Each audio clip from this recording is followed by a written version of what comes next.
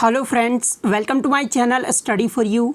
सो guys, जैसा कि आज जो आपका एनटीपीसी का 26 जुलाई का प्रथम पाली का एग्ज़ाम हो गया दोस्तों, जिसका जो है मैं आपको बिल्कुल 100% एक्यूरेट आंसर के साथ जो है इस वीडियो में बताऊंगा। तो देख लेते हैं कि किस प्रकार के जो है आज आपके 26 जुलाई के प्रथम पाली के एग्ज़ाम में जो प्रश्न पूछे गए हैं। उससे पहले एक बात और दोस्तों, कि जिन्होंने भी अगर चैनल को सब्सक्राइब नहीं किया है तो रेलवे से रिलेटेड पल पल के अपडेट के लिए जो है चैनल को सब्सक्राइब ज़रूर कर दीजिएगा। और बगल में ही आपको एक बेल आइकन यानी घंटे का निशान भी दिख रहा होगा, तो आप उसे भी जो ज़रूर प्रेस कर दीजिएगा। तो चलिए वीडियो को स्टार्ट करते हैं। तो आज का जो आपका पहला क्वेश्चन आया था कि पूर्व मध्य रेलवे यानी ईसीआर, जिसको इंग्लिश में जो ईस्ट सेंट्रल रेलवे कहा जाता है, इसका मुख्यालय जो है ये कहाँ पर स्थित है। तो देखिए, पूर्व मध्य रेलवे का जो मुख्यालय है ये आपका हाजीपुर में स्थित है। तो हाजीपुर आपका यहाँ पे करेक्ट हो जाएगा।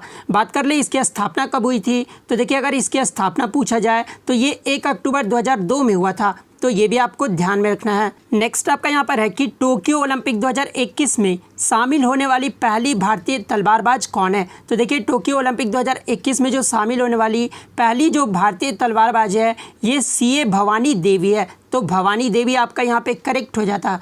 नेक्स्ट आपका यहाँ पर आया था कि सती प्रथा का उन्मूलन ये जो किस वासराय के काल में हुआ था। तो देखिए, सती प्रथा का जो उन्मूलन है ना, ये आपका 1829 ईस्वी में हुआ था, ठीक है।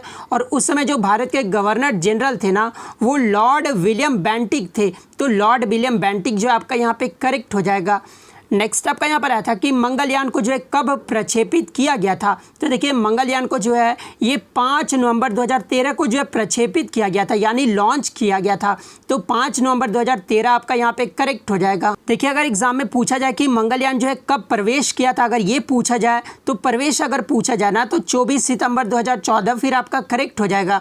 लेकिन अगर प्रक्षेपित पूछा गया है तो 5 नवंबर 2013 आपका करेक्ट हो जाएगा। और किस रॉकेट का उपयोग से जो है इसे प्रक्षेपित किया गया था, तो PSLV एक्सल C-25 इस रॉकेट से जो है इसे प्रक्षेपित किया गया था। तो ये भी आपको ध्यान में रखना है। नेक्स्ट आपका यहाँ पर आया था कि UAN का जो फुल फॉर्म पूछा गया था। तो देखिए, UAN का जो फुल फॉर्म होता है ना, वो यूनिवर्सल अकाउंट नंबर होता है। तो ये फुल फॉर्म जो आपका यहाँ पे करेक्ट हो जाएगा।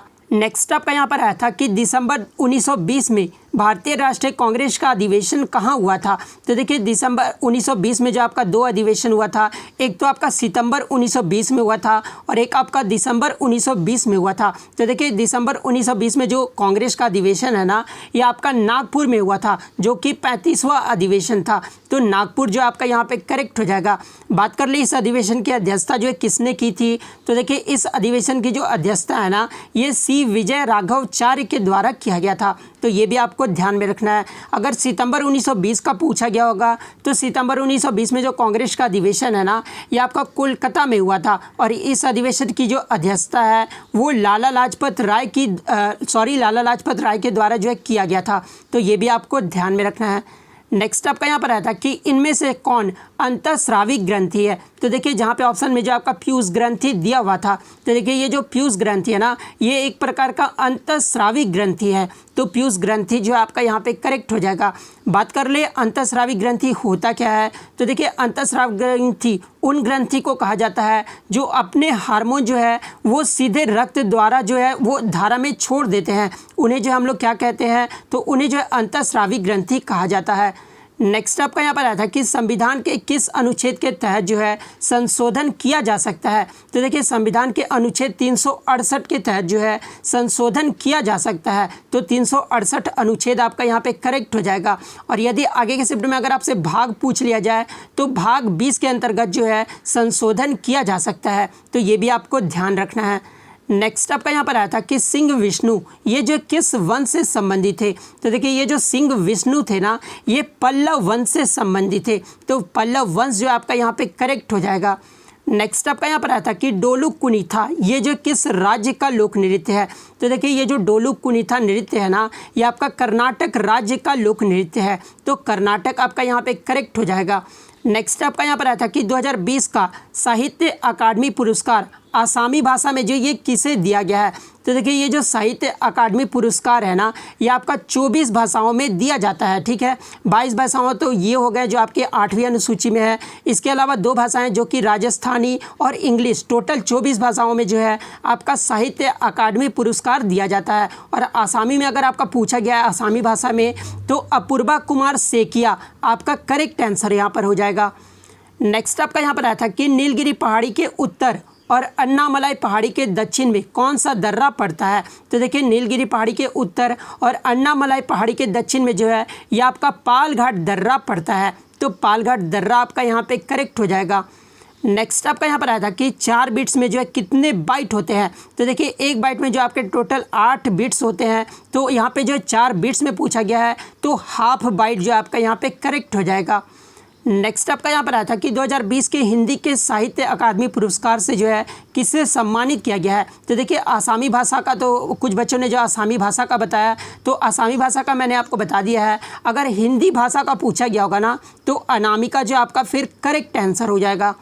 नेक्स्ट आपका यहाँ पर आया था कि नीति आयोग द्वारा जारी सतत विकास लक्ष्य 2020-21 में जो है कौन सा राज्य को प्रथम स्थान प्राप्त हुआ है? तो देखिए ये जो सतत विकास लक्ष्य है ये नीति आयोग के द्वारा जारी किया जाता है और 2020-21 में जो है ये केरल राज्य को प्रथम स्थान प्राप्त हुआ है। तो केरल आपका यहाँ पे करेक्ट हो जाएगा।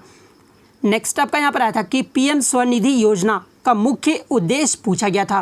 तो देखिए ये जो पीएम स्वनिधि योजना है ना, ये हमारे देश के प्रधानमंत्री श्री नरेंद्र मोदी के द्वारा जो है 1 जून 2020 को इसे आरंभ किया गया था। तो ये आपको ध्यान में रखना है। और इसका जो मुख्य उद्देश्य था ना योजना का, उसमें जो है रेहड़ी और पटरी विक्रेताओं को जो है 10,000 का ऋण मुहैया करवाया जाता है। इस योजना का जो लाभ है वो देश के सभी पात्र लाभ इसका उठा रहे हैं। यानी रेहड़ी और पटरी विक्रेताओं कहने का मतलब ये है कि छोटे व्यापारी और दुकानदार को जो है 10,000 का ऋण जो है वो मुहैया कराया जाता है।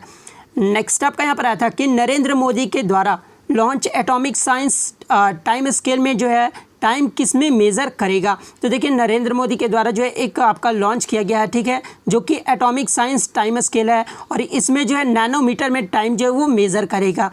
तो नैनोमीटर जो आपका यहाँ पे करेक्ट हो जाएगा। नेक्स्ट आपका यहाँ पर आया था कि अभिव्यक्ति की स्वतंत्रता यानी फ्रीडम ऑफ एक्सप्रेशन, ये जो किस अनुच्छेद में वर्णित है? तो देखिए ये जो अभिव्यक्ति की स्वतंत्रता है ना, ये आपका अनुच्छेद 19 में जो है ये वर्णित है। तो अनुच्छेद 19 आपका यहाँ पे करेक्ट हो जाएगा।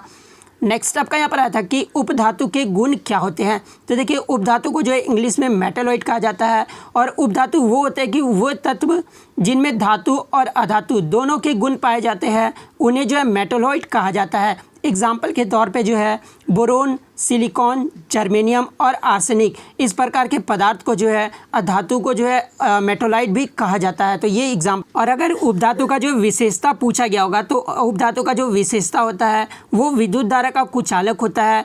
इलेक्ट्रॉन, यहाँ पे इलेक्ट्रॉन कर लीजिए, इलेक्ट्रॉन कर लीजिएगा। इलेक्ट्रॉन जो है वो उत्सर्जित नहीं करता है और इसमें जो है आपका चमक नहीं पाया जाता है तथा आघात वर्णीय नहीं होता है। तो ये चारों जो है ये आपके उपधातु के विशेषता हैं। नेक्स्ट आपका यहाँ पर आया था कि यूनेस्को की सूची में 2021 में जो है किसे शामिल किया जाएगा? तो देखिए 2021 में जो यूनेस्को की सूची में शामिल किया गया है ये काकतीय रुद्रेश्वर मंदिर को शामिल किया गया है। तो काकतीय रुद्रेश्वर मंदिर जो आपका यहाँ पे करेक्ट हो जाएगा। नेक्स्ट आपका यहाँ पर आया था कि कोशिका विघटन का कार्य कौन करता है? तो देखिए कोशिका विघटन का जो कार्य है ना ये आपका लाइसोसोम करता है। तो लाइसोसोम आपका यहाँ पे करेक्ट हो जाएगा। नेक्स्ट आपका यहाँ पर आया था कि प्राण एवं दैहिक स्वतंत्रता किस अनुच्छेद में है? तो देखिए इसका जो प्राण एवं दैहिक स्वतंत्रता का जो अनुच्छेद में वर्णित है ना ये आपका अनुच्छेद 21 में है। तो अनुच्छेद 21 आपका यहाँ पे करेक्ट हो जाएगा। नेक्स्ट आपका एक मैथ से आया था कि 0 तथा 1 के अलावा किसी संख्या से विभाजित होने वाली संख्या को जो है क्या कहा जाता है? तो देखिए 0 तथा 1 और उसके अलावा कोई और भी संख्या से विभाजित अगर होता है संख्या तो उसे जो है भाज्य संख्या कहा जाता है। तो भाज्य संख्या आपका यहाँ पे करेक्ट हो जाएगा। तो इतने क्वेश्चन जो आज मुझे बच्चों के द्वारा मिले हैं जो कि 100% रियल और जेन्युइन है। तो अगर वीडियो अच्छी लगे तो वीडियो को इस बार लाइक ज़रूर कर दीजिएगा। चैनल पर नया है तो चैनल को सब्सक्राइब ज़रूर कर दीजिएगा। और अगर आपको इसका PDF चाहिए तो मैं टेलीग्राम का लिंक जो आपको डिस्क्रिप्शन में प्रोवाइड कर दूँगा, आप वहाँ से इसका PDF ले सकते हैं। तो मिलते हैं नेक्स्ट वीडियो में, तब तक थैंक यू ऑल।